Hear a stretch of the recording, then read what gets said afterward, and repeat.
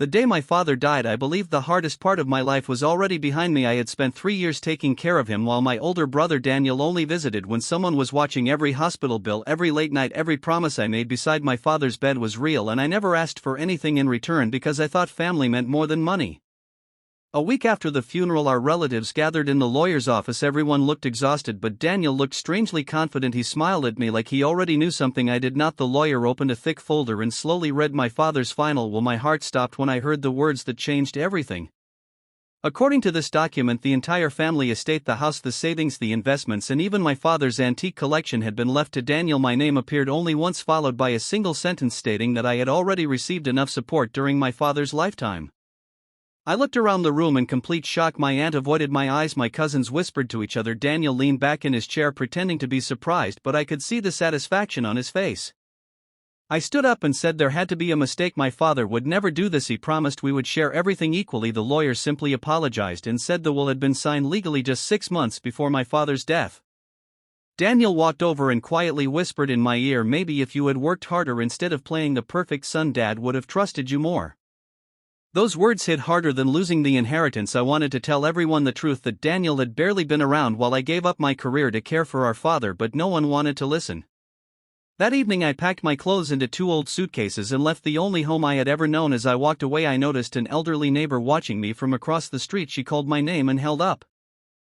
My heart pounded as I stared at the old envelope. My father's handwriting covered the front with just one sentence: only open this when you know you can trust no one. My hands shook as I slowly unfolded the letter. Inside was a handwritten note and a small silver key taped to the corner. The note read, if Daniel becomes the only owner of everything, then this is not the will I signed. Someone changed it. The truth is hidden where we spent every summer. Find the box before anyone else does. I read those words again and again, unable to breathe. My father knew someone would betray him. He knew I would need proof. The key had a tiny number engraved on it, and suddenly I remembered an old storage locker near the lake where our family used to spend every summer. We had not visited it in years. The next morning I drove there before sunrise. The place looked abandoned, covered in dust and rust. I unlocked the door with the silver key and stepped inside. In the far corner sat a small wooden chest wrapped in an old blanket. Inside were family photographs, my father's journal, a flash drive, and a sealed folder marked for my youngest child. Before I could open it, I heard footsteps outside. Someone was searching the storage unit. I quickly turned off my flashlight and stayed completely silent. The footsteps came closer, then stopped right outside the door. My phone vibrated. A message from an unknown number appeared on the screen. Leave the box where it is and walk away if you want to stay alive. My blood ran cold. No one should have known I was there. A few seconds later I heard a familiar voice outside. It was Daniel. He laughed and said, I know you're in there. You should have accepted your loss while you still had the chance. I looked down at the sealed folder in my hands and realized whatever was inside was valuable enough for my own brother to threaten my life just to keep it hidden. I held my breath as Daniel's footsteps echoed outside the storage unit. My hands tightened around the sealed folder while my heart felt like it would burst through my chest. I knew if he found me, the evidence my father had protected for years would disappear forever. Daniel tried the handle, but the old lock held for a few more seconds. I spotted a small back window that opened toward the woods. I grabbed the journal, the flash drive, and the folder, then climbed out just as the front door crashed open. I ran without looking back. Branches scratched my arms and my lungs burned, but I refused to stop until I reached my car. From a distance I saw Daniel standing outside the storage unit, shouting my name. His face was filled with panic, not anger. That was the moment I realized he was afraid of what I had taken.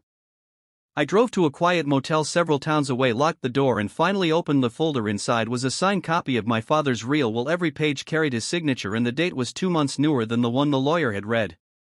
According to the real will, everything was to be divided equally between Daniel and me. There was also a handwritten letter. If you are reading this, then someone has betrayed our family. The copy in this folder is the truth. Trust the journal because it explains everything. My hands trembled as I opened the journal. Page after page, my father described strange changes after he became seriously ill. He wrote that Daniel kept bringing unfamiliar people to the house asking him to sign papers when he was weak and confused. He even wrote that he feared his signature had been copied onto documents he never approved. Then I plugged the flash drive into my laptop. A single video appeared on the screen. My father looked directly into the camera and said, if anything happens to me and Daniel becomes the only heir, then my will has been stolen.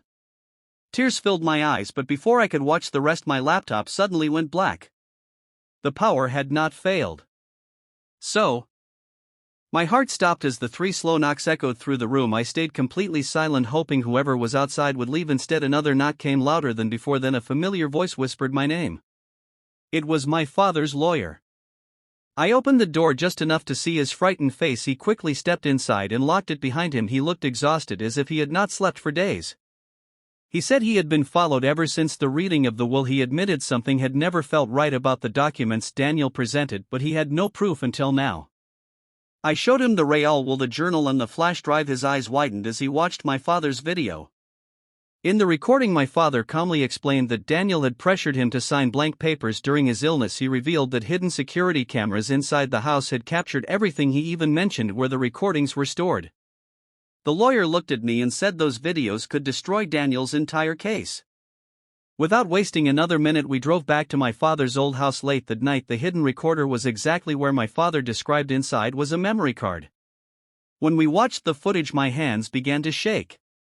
The video clearly showed Daniel bringing a man into the house while my father was heavily medicated. They placed new documents in front of him, covered most of the pages, and convinced him he was signing hospital paperwork. Then another clip showed something even worse.